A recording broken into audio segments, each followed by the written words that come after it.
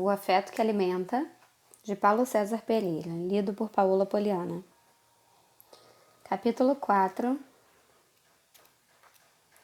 As carícias pelo triângulo dramático, parte 2.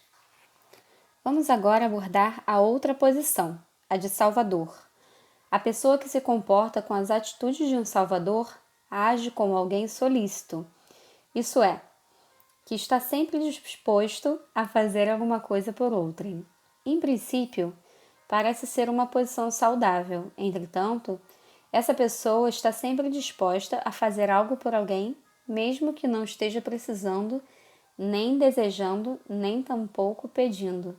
Na verdade, tal comportamento pode ser tão drástico a ponto de criar no outro a situação de necessidade, a fim de que ela própria possa ser útil.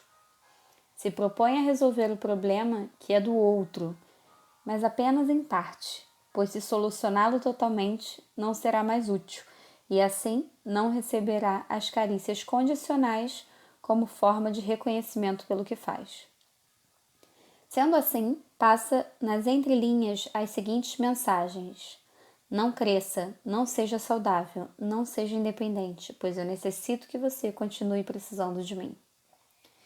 Digamos que o Salvador ouviu e levou demasiadamente a sério o ditado: quem não vive para servir, não serve para viver.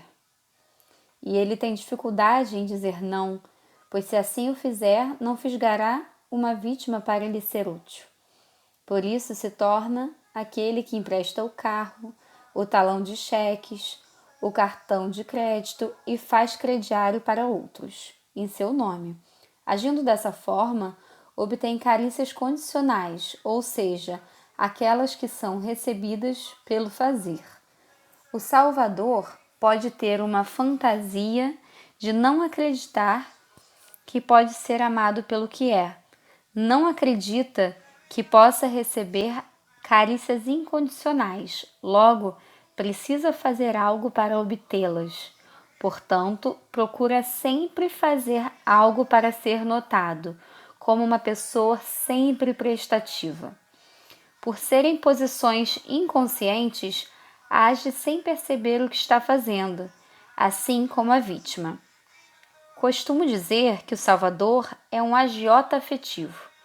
Ele dá com o intuito de receber posteriormente o reconhecimento, com todos os juros. E se alguém não o reconhece, não lhe dando as carícias pelas quais tanto se esforçou, passa a agir como um perseguidor e simultaneamente como uma vítima, se fazendo de pobre coitado, dizendo que por mais que se esforce pelos outros, nunca é reconhecido pelo que faz. Quando, na época de capelão do Hospital Evangélico do Rio de Janeiro, fui procurado por uma mulher de mais ou menos 35 anos. Era técnica de enfermagem. Sua angústia era não saber o que estava acontecendo com sua vida. Pedi que me relatasse o que estava lhe causando tamanho sofrimento. Disse-me então que as pessoas não gostavam dela, papel de vítima, mas não compreendia como isso podia acontecer, uma vez que sempre procurava ajudar os outros, papel de salvador. E começou a citar os exemplos. Algumas pessoas que pareciam não gostar dela eram colegas de profissão, e ela não entendia o porquê, pois era sempre solícita para com todos. Imagine a situação. Uma técnica ou técnico de enfermagem tem várias pessoas hospitalizadas para atender, tem de preparar a medicação recomendada pelos médicos, além de realizar todos os procedimentos que envolvem sua função. Ao chegar, queria fazer também as tarefas que cabiam aos outros colegas. Caso fossem pessoas acomodadas e exploradoras, até poderiam gostar. Entretanto, como se tratavam de profissionais sérios, não desejavam que outros fizessem o que lhes competia fazer. Ela, por sua vez, reclamava deles, dizendo que eram orgulhosos, justamente porque não aceitavam sua ajuda, papel de perseguidor. Ou seja, agia como perseguidora, criticando-os por não permitir que lhes ajudasse. Com seus irmãos era a mesma coisa, mas o mais dramático ainda estava por vir. Ela já estava saindo do terceiro relacionamento conjugal. Na verdade, não se casava, vivia junto. Pedi então que me narrasse como entrara em cada relação e como era o relacionamento, ou seja, a convivência. Em relação ao primeiro, relatou que o homem estava passando por uma situação difícil, de profunda solidão, devido ao fato de ter vindo de outra região para trabalhar e ter tido seus documentos roubados, precisando de uma ajuda. Ela o viu como uma vítima e se apresentou como salvadora da situação, levou-o para sua casa, dando-lhe uma força para se reerguer, e acabaram ficando juntos. Ao estar faminto, até o amargo lhe parece doce. Por morar longe do emprego e ser uma salvadora, acordava de madrugada e deixava pronto tanto o café da manhã quanto o almoço para o seu amado. Ao retornar, já tarde, com as mãos cheias de compra, inclusive para o sustento dele, não via qualquer reconhecimento de sua parte. Embora agisse como salvadora, também era uma mulher que precisava de cuidado, e ninguém permanece na mesma situação ou comportamento o tempo todo. Logo, o mandou embora, visto que praticamente não se levantava, ficando a maior parte do dia assistindo televisão enquanto ela trabalhava para sustentá-lo. A situação com o segundo foi semelhante, já que também se encontrava em grande sofrimento. Sua mãezinha, muito doente, que se encontrava internada no hospital em que ela trabalhava. É claro que seu inconsciente a fazia observar quem era o filho, que sozinho visitava aquela senhora prestes a ser promovida e que não portava na sua mão uma aliança. Este ficaria abandonado, precisando dos cuidados de alguém, ou seja, de uma mãe substituta. No momento da visita, ela procurava demonstrar todo cuidado e gentileza perante o filho da senhora enferma, para que visse como sua mãe era por ela bem cuidada, e se dispôs a dar o número de seu telefone, afirmando que caso precisasse de algo, era só lhe telefonar. O que não demorou a acontecer, pois o pobre coitado ficara órfão, embora sendo bastante adulto. O Salvador tem a tendência de olhar o outro sempre numa posição de inferioridade, para ter a desculpa de ajudá-lo. Caso o telefonema acontecesse em um sábado à noite, quando ambos estivessem sozinhos em suas casas, um convite para que fosse lanchar em sua companhia seria a brecha para fisgá-lo. Foi o que sucedeu, e os dois acabaram ficando juntos. Com o tempo, a mesma situação ocorreu. Ela, então, o mandou embora, pois era um homem muito chato. E o terceiro? Perguntei-lhe. Ela, então, me respondeu. Pastor, foi a mesma coisa. Isso é, ela foi solícita, ajudou um homem, o levou para morar na sua casa e agora estava fugindo dele, pois não o queria mais. Essa mulher vivia nesse jogo psicológico. Ela não acreditava que poderia receber as carícias incondicionais de um homem que se interessava por ela como mulher.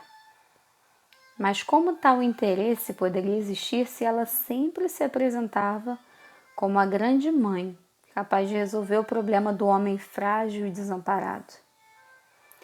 Vamos pensar em uma outra situação bastante comum.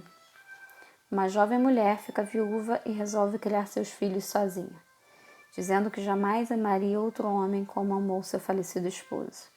Também, em hipótese alguma, colocaria outro homem em sua casa por ter seus filhos pequenos. E por tantas coisas que ouve, não quer se arriscar e decide viver para os seus filhos. Com o tempo, os filhos mais velhos se casam e ela fica somente com seu garotão, caçula. Ela vive agora tão somente para ele e parece acreditar que ele também viverá para cuidar dela. Ela dá e recebe carícias desse relacionamento. Seu grande susto ocorre quando esse filho querido, apenas um menino, resolve apresentar a ela uma jovem com quem demonstra interesse em se casar. Ela pode, a princípio, se esforçar para se convencer de que não passa de mais uma namoradinha sem importância.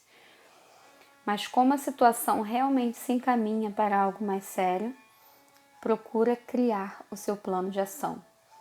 Ela precisa tirar de cena esta que agora rouba sua fonte de afeto que lhe sobrou.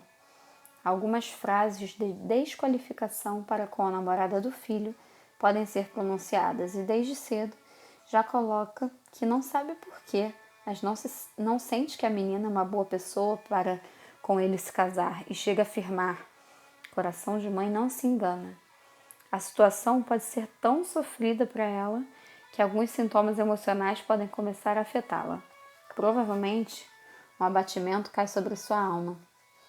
Nesse período em que o casal está procurando um apartamento para alugar, um imóvel para adquirir e se casar, ela tem uma súbita e fantástica ideia. Chama os dois e diz que os problemas deles estão resolvidos, pois construirá uma casa em cima da sua com os seus próprios recursos, sendo, portanto, um presente dela para ambos.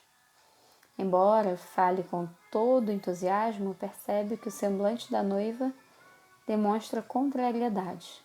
Quando o filho volta da casa da noiva e diz que quer conversar com ela, seu semblante se abate, já que aquela seria sua tacada final.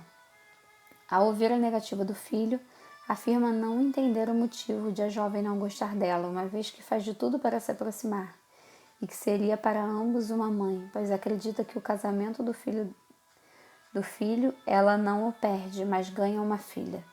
Percebendo que o filho não entra no jogo, começa a expressar sua angústia, demonstrando estar sentindo uma forte dor no peito. Ao ver a preocupação do filho, diz que não é nada, e que, embora esteja se sentindo assim já há algum tempo, preferiu não lhe dizer nada, para não lhe dar trabalho nem estragar a felicidade do filho. Essa situação pode se desenrolar de várias maneiras. Uma delas é o rapaz convencer a sua noiva a deixar que a mãe faça tal casa em cima da sua e vivam juntos, pois sua mãe agora se encontra doente e, como é uma mulher só, precisa da companhia e dos cuidados do filho. Alguns chegam a desistir do casamento. Entretanto, esse filho de nosso exemplo se casa. Sua mãe, entretanto, fez a escada da casa de tal maneira que, quando chega do trabalho, ele é obrigado a passar de frente para sua querida mãe, que está na sala vendo sua novela. Ao passar, ela o chama e diz que fez aquela comidinha